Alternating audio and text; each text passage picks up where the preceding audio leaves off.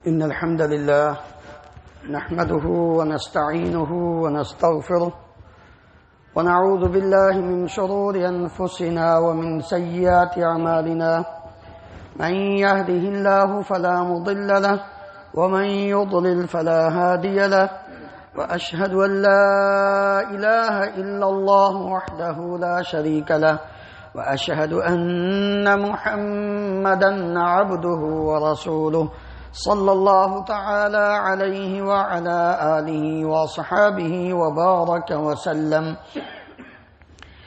يا أيها الذين آمنوا اتقوا الله حق تقاته ولا تموتن إلا وأنتم مسلمون. يا أيها الناس اتقوا ربكم الذي خلقكم من نفس واحدة وخلق منها زوجها وبث منهما رجالا كثيرا ونساء واتقوا الله الذي تساءلون به والأرحام إن الله كان عليكم رقيبا. يا أيها الذين آمنوا اتقوا الله وقولوا قولا سديدا يصلح لكم أعمالكم ويغفر لكم ذنوبكم ومن يطع الله ورسوله فقد فاز فوزا عظيما. أما بعد فإن خير الحديث كتاب الله وخير الهدي هدي محمد صلى الله عليه وسلم وشر الأمور محدثاتها وكل محدثة بدعة وكل بدعة ضلالة وكل ضلالة في النار. رب اشرح لي صدري ويسر لي أمري واحلل عقدة من لساني يفقهوا قولي. اللهم انفعنا بما علمتنا وعلمنا ما ينفعنا وزدنا علما. سبحانك لا علم لنا إلا ما علمتنا إنك أنت العليم الحكيم. رب أوزعني أن أشكر نعمتك التي رب أوزعني أن أشكر نعمتك التي أنعمت علي وعلى والدي وأن أعمل صالحا ترضاه وأصلح لي في ذريتي إني تبت إليك وإني من المسلمين. اللهم طهر قلوبنا من النفاق وأعمالنا من الرياء وألسنتنا من الكذب وأعيننا من الخيانة فإنك تعلم خائنة الأعين وما تخفي الصدور. ہر قسم کی حمد و ثنا اللہ رب العالمین کی ذات گرامی کے لیے، انگنت لا تعداد بے شمار درود و سلام اس ہستی مقدس پر جن کا نام نامی اس میں گرامی محمد الرسول اللہ صلی اللہ علیہ وآلہ وسلم ہے. محترم حضرات، اللہ رب العالمین کا ہم پر ایک بار پھر فضل و کرم ہوا، اس کی رحمت ہوئی کہ اس نے ہمیں ماہ مبارک رمضان المبارک کی یہ سعادتیں، یہ ساعتیں نصیب فرمائی. یقیناً کتنے ہی ہمارے قریبی عزیز رشتہ دار، دوست، احباب، علماء، فضلاء اس دنیا سے جا چکے ہیں. آپ اس رمضان کی موجودگی آپ کی زندگی میں اس کا پانا، اس کی فضیلت اور اس کی اہمیت کو اس بات سے جان سکتے ہیں کہ امام الانبیاء محمد رسول اللہ صلی اللہ علیہ وآلہ وسلم کے پاس دو آدمی، دو بھائی آئے، دونوں نے آ کے اسلام قبول کیا۔ ایک بھائی وہ میدان جہاد میں کفار سے لڑائی کرتے ہوئے شہید ہو گیا، دوسرا اس کے بعد 1 سال زندہ رہا۔ 1 سال کے بعد وہ اپنی طبی موت، اپنی زندگی پوری کر کے اپنے بستر پر فوت ہوا۔ طلحہ بن عبید اللہ رضی اللہ عنہ کہتے ہیں مجھے خواب آیا کہ وہ جو آدمی ہے جو بعد میں 1 سال بعد میں فوت ہوا، شہید نہیں ہوا، وہ اپنی چارپائی پہ سویا، اپنی چارپائی پہ اس کو موت آئی۔ میں نے خواب میں دیکھا کہ یہ جو بعد میں 1 سال زندہ رہنے کے بعد فوت ہو رہا ہے، یہ اس شہید سے پہلے جنت میں جا رہا ہے۔ مجھے تعجب ہوا کہ ایک نے اپنی جان پروردگار عالم کے راستے میں قربان کر دی، شہید ہو گیا، اور شہادت اتنا بڑا رتبہ ہے کہ انسان کے خون کا قطرہ بعد میں زمین پر گرتا ہے، رب العالمین اس کا گناہ پہلے ہی معاف کر دیتے۔ اس کے باوجود شہید جنت میں بعد میں جا رہا ہے، یہ اپنی طبی موت فوت ہونے والا انسان پہلے جنت میں داخل ہو رہا ہے۔ رسول اللہ صلی اللہ علیہ وآلہ وسلم کے پاس آئے، فجر کی نماز پڑھی، عرض کیا یا رسول اللہ یہ ماجرا،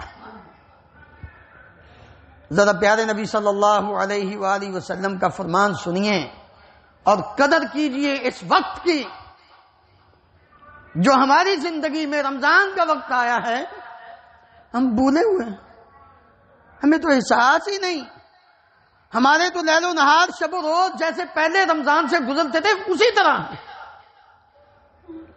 ہم نے اپنے آپ کو بدلنے کی کوشش ہی نہیں کی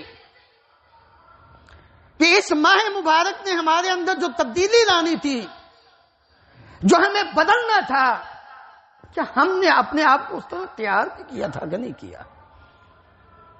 رسول اللہ صلی اللہ علیہ وآلہ وسلم فرماتے ہیں وَلَيْسَهُ قَدْ مَكَثَ بَعْدَهُ سَنَةً صَلَّى وَصَامَ۔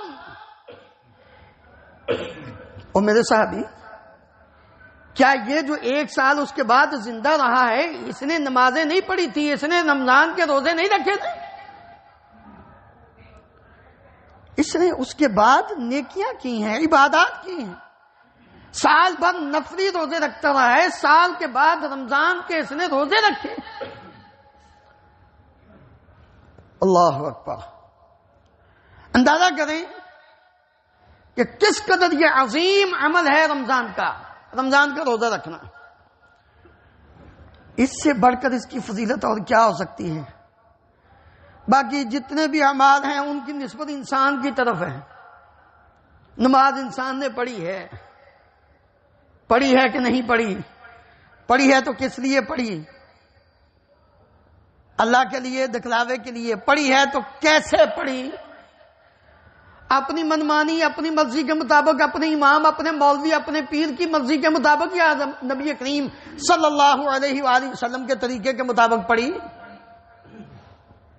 لیکن جب روزے کی باری آتی ہے تو اللہ رب العالمین یہ نہیں فرماتے یہ میرے بندے کا روزہ ہے، وہاں بندے کی نماز اول ما یحاسب به العبد یوم القیامہ الصلاۃ۔ قیامت کے دن جب نماز کا حساب ہونا ہے نا، نماز میں جو کمی ہوگی اللہ رب العالمین اس وقت پھر یہ سوال پوچھیں گے انظروا هل لعبدی من تطوع، اور کیا اس نے کوئی نفل بھی پڑھے تھے، کوئی سنتیں بھی ادا کی تھیں اس نے، وہاں بندے کی طرف ہے. لیکن جب روزے کی باری آئی نبی صلی اللہ علیہ وآلہ وسلم کیا فرماتے ہیں؟ کل عمل ابن آدم یضاعف، ابن آدم کا ہر عمل اس کو بڑھا دیا جاتا ہے. الحسنۃ بعشر امثالها الى 700 ضعف، ایک نیکی 10 اور 10 سے 700 گنا تک اللہ رب العالمین بڑھاتے ہیں. قال اللہ عز وجل الا الصوم، مگر روزہ. وہ 10 سے 700 گنا اس کی نیت کے مطابق، اس کے اخلاص کے مطابق، اس کی سنت کے مطابق ہے. جتنا اس کے اندر اس نے رنگ بھرا، گڑ ڈالا، اتنا اجر و ثواب زیادہ حاصل کر لیا. واللہ یضاعف لمن یشاء، اللہ چاہے تو اس سے بھی بڑھا سکتا ہے. لیکن جب روزے کی باری آئی تو یہ نہیں فرمایا کہ اس ایک روزے سے 10 سے 27 اور 27 سے 700 تک، نہیں، بلکہ سیدھا ہی فرما دیا یہی تو سب سے بڑی اس کی فضیلت ہے کہ اللہ نے روزے کی نسبت ہی اپنی طرف کی ہے.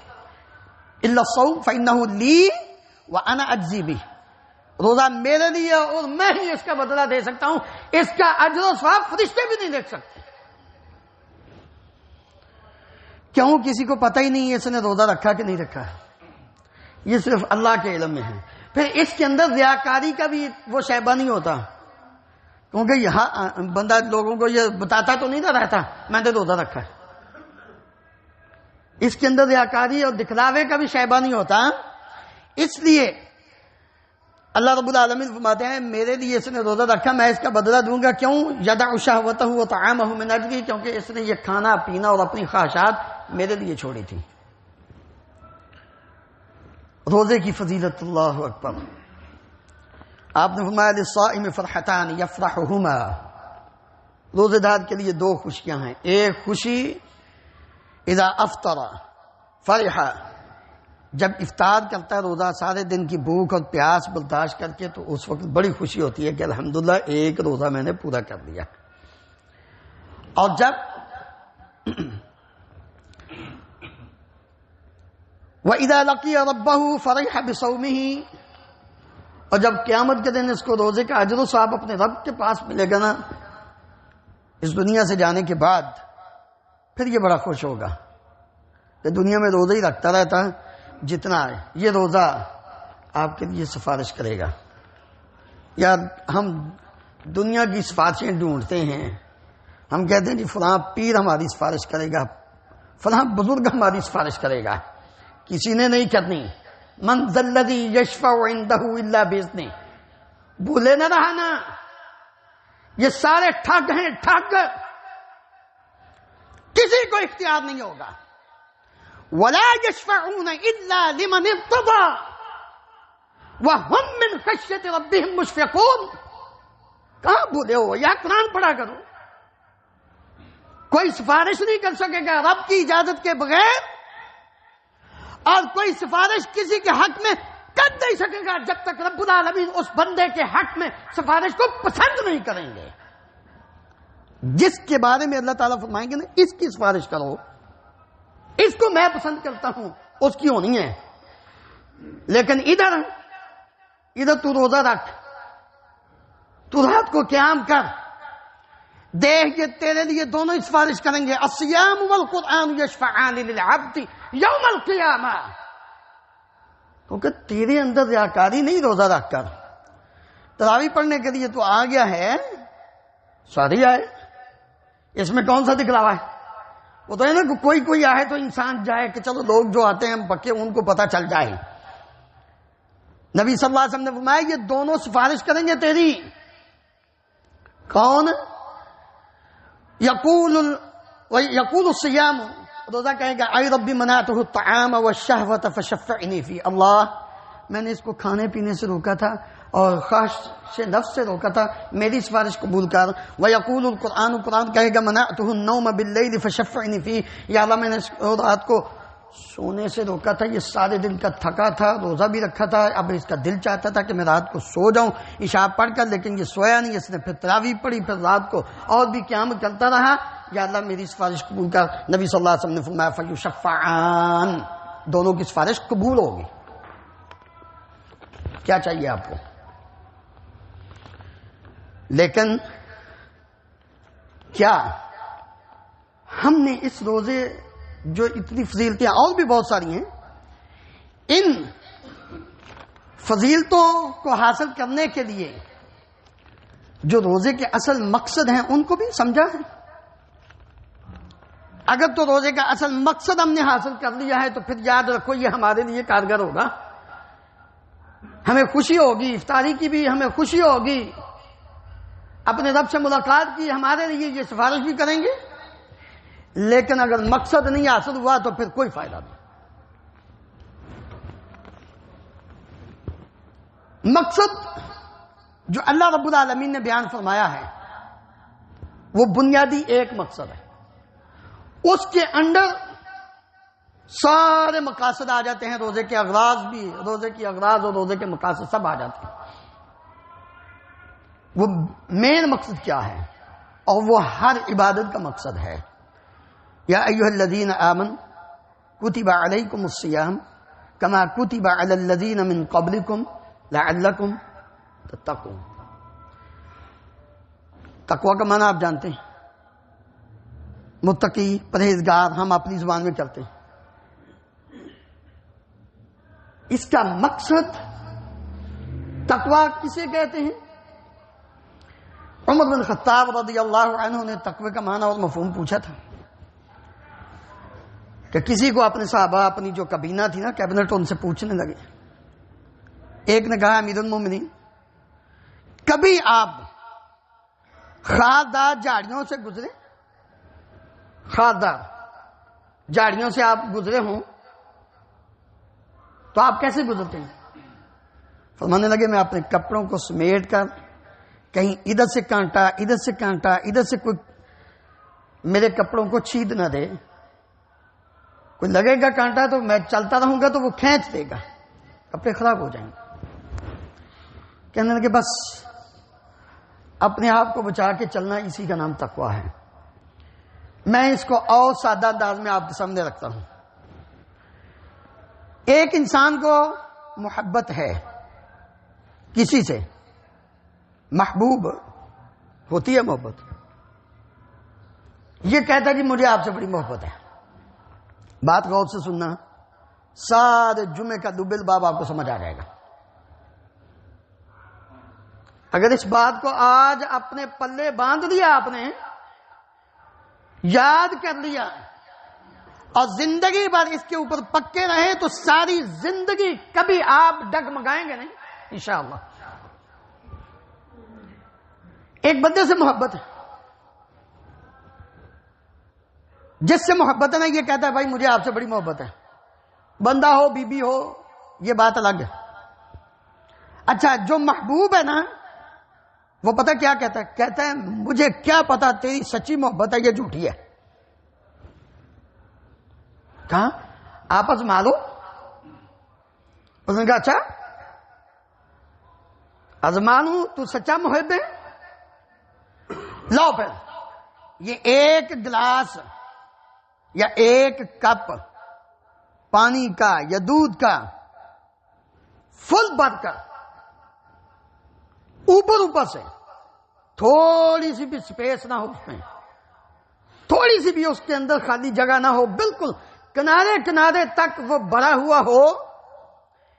اس کو پکڑ کر یہ آدھا کلومیٹر یا 100 میٹر، چلو زیادہ نہیں، یہ 100 میٹر چل کر تم میرے پاس آؤ. اب اس نے وہ فل بھرا ہوا اوپر سے، بتائیے کیسے جائے گا؟ اور اس نے ساتھ کہہ بھی دیا ایک قطرہ بھی نیچے نہیں گرنا چاہیے، ایک قطرہ بھی نیچے نہیں گرنا چاہیے. بالکل صحیح، پورے کا پورا میرے تک لے کر آؤ تو میں سمجھوں گا تیری محبت میرے ساتھ سچی ہے. اگر یہ پانی یا دودھ کا گلاس اس میں سے ایک قطرہ بھی گر گیا تو پھر تیری محبت کیسی ہوئی میرے ساتھ؟ سمجھا کچھ؟ صبح آپ نے یہ گلاس بھرا ہے، صبح فل کیا آپ نے، اوپر تک سانس بھی نہیں آ رہا تھا، اتنا فل کیا ہے. اب کہتے ہو میں نے اللہ کے لیے روزہ رکھا. اللہ سے محبت سب کا دعویٰ ہے نا، جس مسلمان سے بھی پوچھو وہ کہے گا نا میں اللہ سے بھلا محبت نہیں کرتا، وہ میرا رب ہے، میری محبت ہے۔ اس نے کیا کہا ہے؟ کلوا واشربوا حتى يتبين لكم الخيط الابيض من الخيط الاسود من الفجر ثم اتموا الصيام الى الليل۔ سحری تک کھاؤ پیو، پھر شام تک تم نے اس کو پورا کرنا ہے۔ کیا مطلب؟ اب یہ جو گلاس بھر ہے نا، شام تک اس کو پکڑ کر میرے پاس لانا ہے، اس میں سے ایک قطرہ بھی نہیں گرنا چاہیے۔ کھاتے ہو حلال، صام علی الحلال وافطر علی الحرام۔ اور کھانا حلال کھا کے روزہ رکھا ہے اور سارا دن حرام کاری میں لگ کر اس کو افطار کرتے رہتے ہو، کیسی محبت ہے تمہاری؟ سارا دن تو اس گلاس کے اندر سے قطرے قطرے قطرے کر کے تم گراتے رہتے ہو، شام تک یہ سارے کا سارا گلاس خالی ہو چکا ہے، میرے تک پہنچتے ہوئے میرے پاس کیا لینے آیا؟ کون سی تمہاری محبت ہے میرے ساتھ سچی؟ اگر روزے کے اندر روزہ رکھ کر تیری زبان سے غیبت ختم نہیں ہو رہی، اگر روزہ رکھ کر تیری زبان سے چغلی ختم نہیں ہو رہی، تو پھر یاد رکھ تو نے روزے کا جو اصل مین مقصد ہے اس کو حاصل نہیں کیا۔ تو نے اپنے رب سے جو محبت کا اظہار کیا تھا وہ جھوٹا ہے، کیونکہ یہ ٹریننگ کا مہینہ ہے، یہ مہینہ ٹریننگ کا مہینہ ہے، یہ انسان کی تربیت کرتا ہے۔ اس لیے نبی کریم صلی اللہ علیہ وآلہ وسلم نے فرمایا تھا رب صائم لیس له من صیامه الا العطش والجوع ورب قائم اللیل۔ کتنے ہی روزے دار ایسے ہیں جن کو سوائے بھوک اور پیاس کے کچھ حاصل نہیں ہوتا، کیونکہ روزہ رکھ کر انہوں نے ان چیزوں کو چھوڑا ہی نہیں۔ من لم يدع قول الزور والعمل به فليس لله حاجة في ان يدع طعامه وشرابه۔ نبی صلی اللہ علیہ وسلم نے فرمایا کہ جو روزہ رکھ کر جھوٹے کام اس طرح کی حرکتیں نہیں چھوڑتا، اللہ رب العالمین کو اس انسان کے بھوکا پیاسا رہنے کی کوئی ضرورت نہیں ہے۔ روزے کا مقصد کہ انسان اپنے آپ کو غیبت اور چغلی سے بچائے۔ غیبت کیا ہے؟ اللہ رب العالمین نے فرمایا وَلَا يَغْتَبْ بَعْضُكُمْ بَعْضًا أَيُحِبُّ أَحَدُكُمْ أَن يَأْكُلَ لَحْمَ أَخِيهِ مَيْتًا فَكَرِهْتُمُوهُ۔ کوئی بندہ کسی دوسرے کی غیبت نہ کرے۔ کیا تم میں سے کوئی شخص اپنے مردہ بھائی کا گوشت کھانا پسند کرتا؟ جیسے وہ نہیں پسند کرتا، یہ غیبت مردہ بھائی کا گوشت ہی تو کھانا ہے۔ اور روزہ رکھا تھا، حلال روٹی، حلال پانی، حلال چائے، حلال فروٹ، کھجوریں، سب کچھ ہے، لیکن جب بات آئی اس کو پورا کرنے کی تو حرام غیبت کر کے، حرام کو خوری کر کے اس روزے کو افطار کر دیا۔ تو نے اپنے روزے کے سارے اجر و ثواب کو ضائع کر دیا۔ روزے کا ایک مقصد یہ بھی ہے کہ انسان کے اندر ہمدردی پیدا ہوتی ہے، انسان دوسروں کا ہمدرد بن جاتا ہے۔ اس کو اس بات کا احساس ہوتا ہے کہ کتنے لوگ اس وقت دنیا میں بھوک اور افلاس کی زندگی بسر کر رہے ہیں۔ یاد رکھا، اگر یہ تیرے اندر احساس پیدا نہیں ہو رہا تو کھینچی جا۔ اچھا کتنے لوگ، میں حیران ہوتا ہوں، روزہ افطار کر کے کتنا انسان کھا لیتا یار، لیکن یہ افطاری کا سامان میرا ہوتا ہے نا، 2 3 4 پارسل پکڑ لیتے ہیں، کھانا ایک ہوتا ہے، کیا فائدہ؟ تیرے اندر تو احساس ہی کوئی نہیں، تو یہ سمجھتا ہے صرف تو نے ہی کھانا ہے، باقی اور کوئی نہیں۔ ہمدردی اور احساس انسان کے اندر پیدا ہوتا ہے، اس لیے کھانے کو ضائع نہیں کرنا چاہیے۔ نبی کریم صلی اللہ علیہ وسلم نے اس لیے ہماری تربیت کی، فرمایا طعام الاثنین یکفی الاربع، 2 بندوں کا کھانا، جو ایک کا کھانا 2 کو کافی، 2 کا 4 بندوں کو کافی ہوتا ہے، اور حقیقت ہے ہوتا ہے۔ آپ نبی کریم صلی اللہ علیہ وسلم کی حدیث کو سامنے رکھ کر ایک کھانا لے کر 2 بندے بیٹھ کے کھائیں، پورا آ جاتا ہے اور دونوں ہی شیر ہو جاتے ہیں۔ بسم اللہ پڑھ کر کھائیں۔ اللہ اکبر۔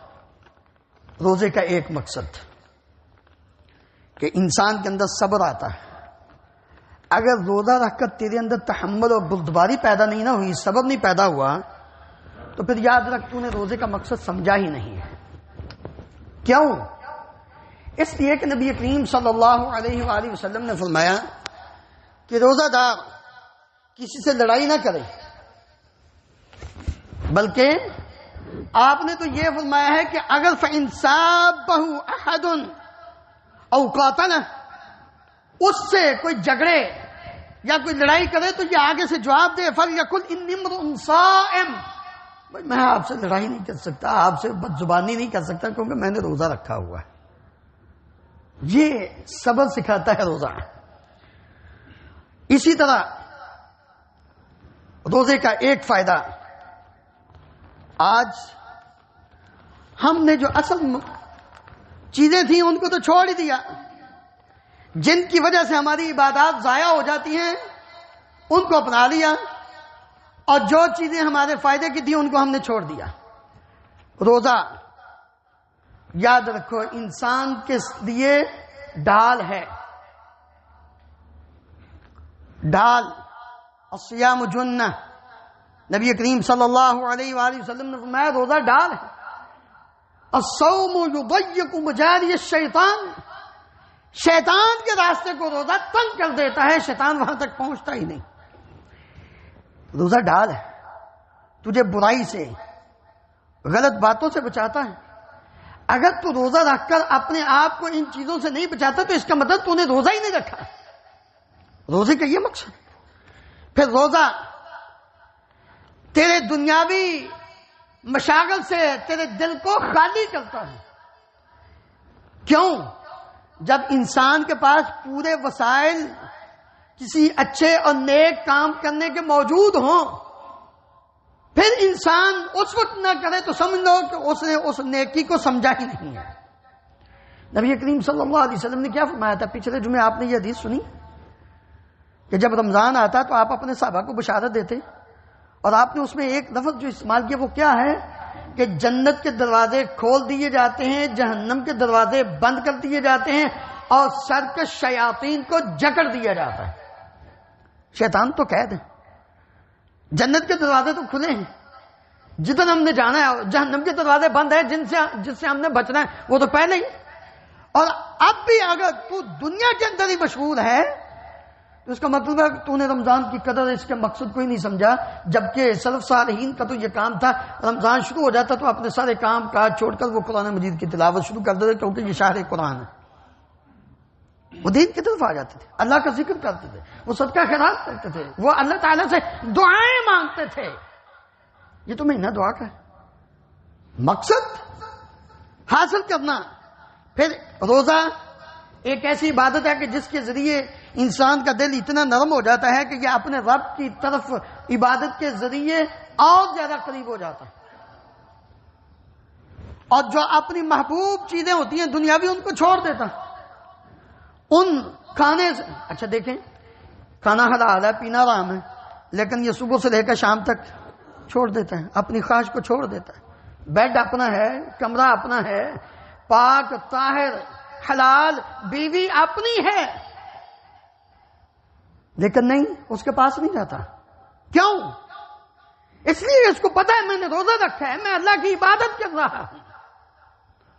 الصوم جنہ، اس نے روزے کا یہ اصل مقصد حاصل کر دیا ہے، روزہ ڈھال بن گیا۔ نہیں کھانا نہیں میرے بھائی، پینا نہیں، بیوی حلال ہے نہیں، اب دن کے وقت نہیں۔ اچھا عجیب بات ہے، اللہ تعالیٰ نے 24 گھنٹے نہیں ہمیں پابند کیا، بس تھوڑا سا ٹائم، آج کل 12.5-13 گھنٹے صرف، زیادہ سے زیادہ۔ یار جب ہم حلال چیزوں سے بچتے ہیں تو حرام سے بالاولیٰ بچنا ہے، تاکہ ایسا نہ ہو کہ جو روزے کا مقصد ہے وہ ختم ہو جائے۔ پھر روزے کا ایک مقصد یہ بھی ہے کہ روزہ امت مسلمہ کے اتحاد کا ایک سبب ہے، وحدت کا ایک بہت بڑا ذریعہ ہے۔ لوگ مسلمانوں کو دیکھتے ہیں کہ یہ کتنے ایک ساتھ سحری کر کے کھانا پینا بند کر دیتے ہیں اور ایک ساتھ سارے ہی کھانا پینا شروع کر دیتے ہیں۔ یہ اجتماعیت اسلام نے ہمیں بتائی ہے، اور روزے نے اس کے اندر ایک بڑا ہی پیارا درس دیا ہے، متحد ہو جاؤ۔ اگر سحری کے وقت کھانا پینا بند کر دیتے ہو اذان ہوتے ہی، اور افطاری کے وقت کھانا پینا شروع کر دیتے ہو، تو باقی کاموں میں بھی اکٹھے ہو جاؤ۔ اگر یہ روزہ ہمیں اکٹھا کر رہا ہے، یہ مقصد ہے ہمارے دلوں کو جوڑنے کا، آپس کے اندر اتفاق اور اتحاد پیدا کرنے کا، دلوں کی نفرتیں، کدورتیں، بغض، حسد، کینہ، ان سب کو اپنے دل سے نکالنے کا یہ ایک بہت بڑا ذریعہ ہے اگر ہم اس کو سمجھتے ہیں۔ اسی طرح یہ مہینہ صبر کا مہینہ ہے۔ صبر اللہ تعالیٰ کی اطاعت، الصبر علی طاعت اللہ، اللہ کی اطاعت پر صبر، عن المعصیہ، اللہ کی نافرمانی اور گناہ سے بچنے کا، اور مصیبت پر صبر، کہ کھانا پینے کی جو تکلیف انسان کو سارا دن ہوتی ہے اس پر بھی یہ صبر کرتا ہے۔ اور یہ تینوں چیزیں رمضان کے اندر، روزے کے اندر جمع ہو جاتی ہیں، کہ انسان اللہ کی اطاعت بھی کر رہا ہے، گناہوں سے بھی بچ رہا ہے، اور کھانے پینے کی تکلیف جو ہے اس کو بھی برداشت کر رہا ہے۔ اس لیے ہمیں آج ضرورت اس بات کی ہے کہ ہم اللہ رب العالمین کے حکم کے مطابق اپنے آپ کو، جو روزے کا مقصد ہے، اس کو حاصل کریں، اور اپنے آپ کو اللہ تعالیٰ کے ان احکامات کے مطابق ڈالیں، تاکہ یہ رمضان حقیقت میں ہماری زندگی میں صحیح معنوں میں جو ہے وہ ہمیں فائدہ دے سکے۔ اللہ تعالیٰ ہم سب کو عمل کی توفیق عطا فرمائے۔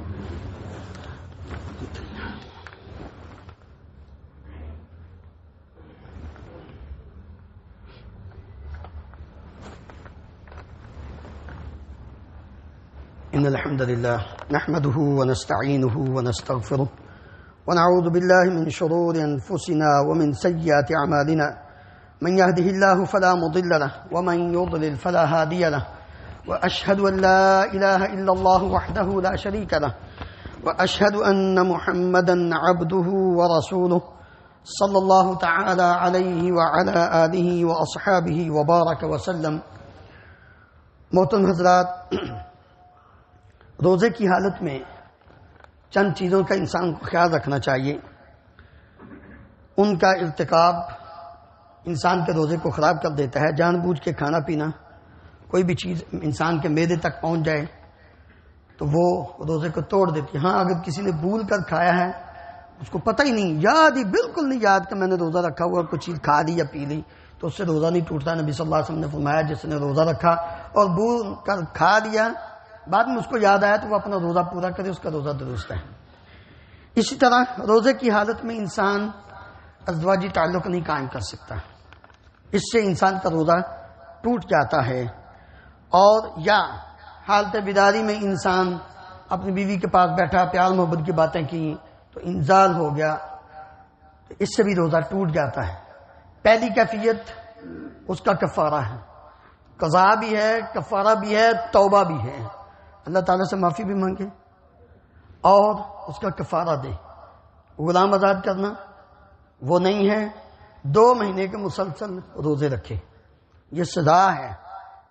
آپ کو کون سا 24 گھنٹے منع کیا، پورا 30 دن، کہ تم دن کا ٹائم ہے نا، جب رات ہو فالآن باشروہن وابتغوا ما کتب اللہ لکم، ٹھیک ہے، رات کے وقت آپ سارے کام جو روزے کی حالت میں آپ کو منع کیا گئے تھے، حلال تھے، منع کیا تھا، اب حلال ہے، کھاؤ پیو، اپنی شہوت پوری کرو۔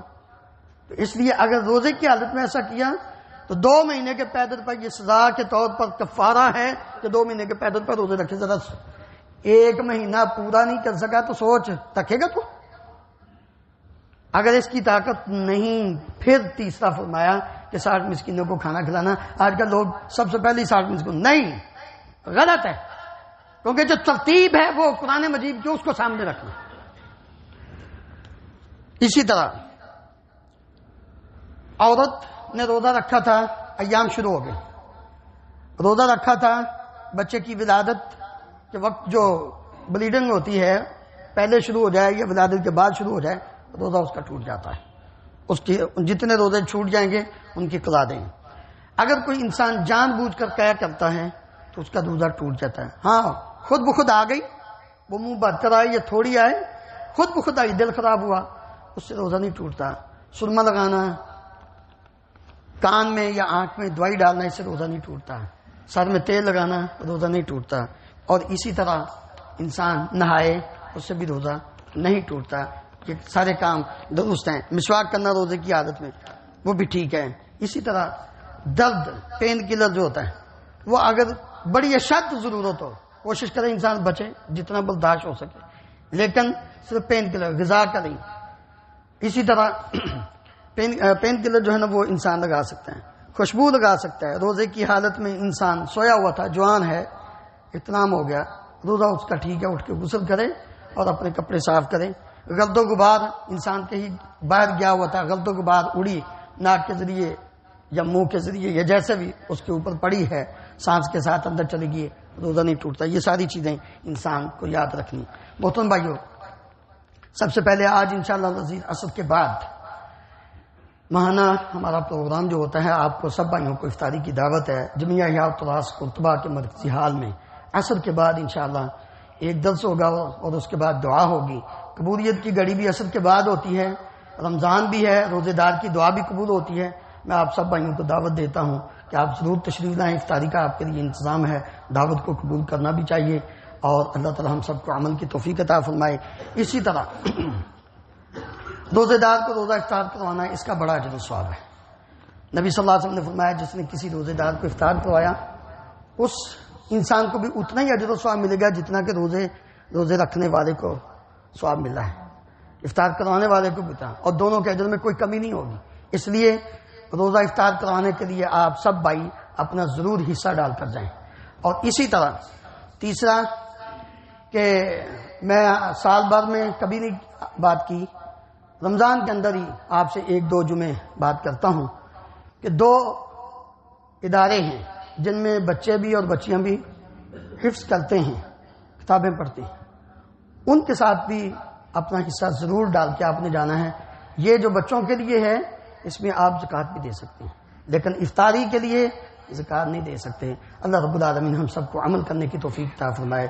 رات میری خالہ جان بڑی ان کی وفات ہوئی ہے، اور اسی طرح بعض اور بھی پیغامات آئے ہیں وفات کے، سب کے لیے دعا کریں اللہ تعالیٰ ان کی مغفرت فرمائے اور قبر کو جنت کا باغیچہ بنائے۔ ان اللہ و ملائکتہ یصلون علی النبی یا ایھا الذین آمنوا صلوا علیہ وسلموا تسلیما اللهم صل علی محمد وعلی آل محمد كما تحب وترضى اللهم اغفر لنا وللمؤمنین والمؤمنات والمسلمین والمسلمات الاحیاء منهم والاموات اللهم اغفر لجميع موتى المسلمين الذين شهدوا لك بالوحدانية ولنبيك بالرسالة وماتوا على ذلك اللهم اغفر لهم وارحمهم وعافهم واعف عنهم وأكرم نزلهم ووسع مدخلهم واغسلهم بالماء والثلج والبرد ونقهم من الخطايا كما نقيت الثوب الأبيض من الدنس اللهم اجعل قبورهم روضة من رياض الجنة اللهم أدخلهم الجنة الفردوس وأعذهم من فتنة القبر ومن عذاب النار اللهم اشف مرضانا ومرضى المسلمين أذهب الباس رب الناس واشف أنت الشافي لا شفاء إلا شفاؤك شفاء لا يغادر سقما اللهم انصر الإسلام والمسلمين اللهم أعز الإسلام والمسلمين وأذل الشرك والمشركين اللهم أهلك النفاق والمنافقين اللهم أرنا الحق حقا وارزقنا اتباعه وأرنا الباطل باطلا وارزقنا اجتنابه اللهم آمنا في أوطاننا واجعل هذا البلد آمنا مطمئنا رخاء سخاء وسائر بلاد المسلمين سبحان ربك رب العزة عما يصفون وسلام على المرسلين والحمد لله رب العالمين.